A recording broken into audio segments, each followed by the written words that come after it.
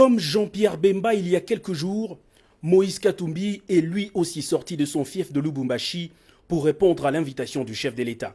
Le leader d'Ensemble pour la République a d'abord eu un aparté d'un peu plus d'une heure avec le président de la République avant les discussions élargies à ses collaborateurs. Celui qui doit son retour au pays au processus démocratique enclenché par le président de la République n'a pas fait de grandes déclarations à la presse. Je suis venu voir le président de la République pour les consultations. D'abord, je suis venu voir un frère. Et le plus important, je crois, d'ici peu, quand il va terminer les consultations, vous saurez ce qu'on a discuté avec le président de la République. Des grosses pointures de la politique congolaise, il en fait aussi partie. Gabriel Kyungu Akumanda, qui ne voile plus son soutien à Félix-Antoine Tshisekedi Tshilombo, n'a fait que confirmer à l'autorité suprême ses profondes convictions. Qu'est-ce que vous cherchez à savoir? Vous connaissez ma position?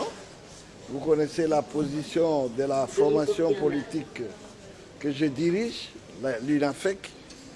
Je suis tout simplement venu transporter et comment dirais-je, transmettre le grand soutien de la population, du peuple de l'UNAFEC à travers toute la République en général et particulièrement le Katanga, le peuple qui a décidé d'accompagner le président de la République afin qu'il ne puisse pas trahir la cause de la population.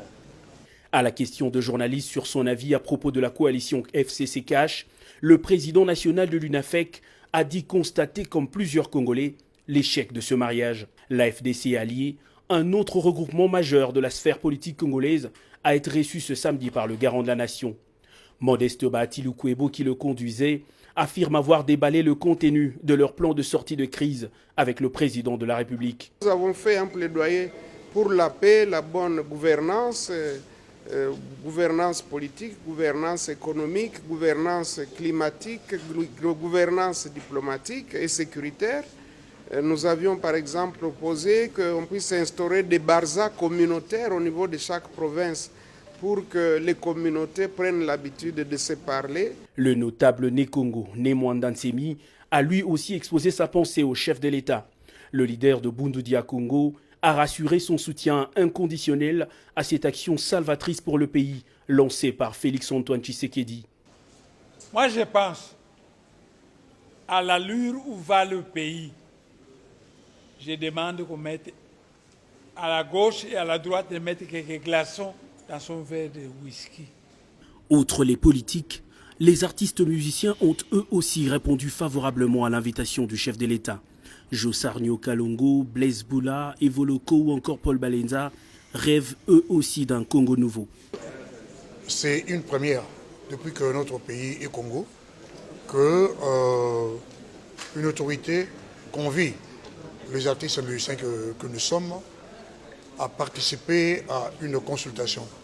Nos papas, nos aînés qui étaient à la table ronde, ils étaient partis, même pas pour participer, ils étaient partis pour agrémenter la table ronde. Et là, c'est une première. Et nous lui avons remis notre mémo que nous avons préparé. Et il a répondu à certaines questions ou certains de nos desiderata. Tout doucement, les pièces de la carte se constituent et l'option de l'union sacrée de la nation se solidifie.